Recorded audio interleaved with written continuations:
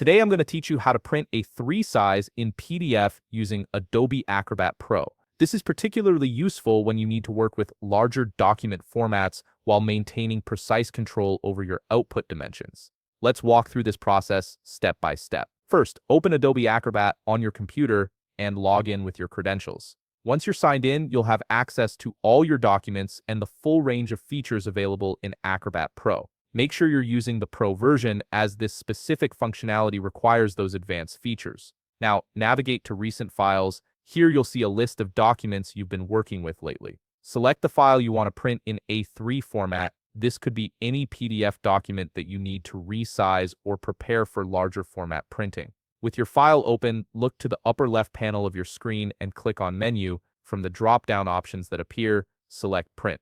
This will open up the Print dialog box where you'll configure all the settings needed to output your document in A3 size. In the Print dialog, navigate to the Printer section. You'll see a drop-down menu here. Click on it and select Adobe PDF from the list of available printers. This is crucial because you're not printing to a physical printer, but rather creating a new PDF file with your specified dimensions. Right beside that drop-down menu, you'll notice a Properties button. Go ahead and click on Properties. This opens up a new window where you can fine-tune the specific settings for your PDF output, including the all-important page size configuration. Within the Properties window, navigate to Adobe PDF Page Size. You'll see a drop-down menu right beside this option. Click on that drop-down menu and select A3 from the list of available paper sizes. A3 is significantly larger than standard letter or A4 size, measuring 297 by 420 millimeters. So this selection ensures your document will be formatted correctly for that larger dimension.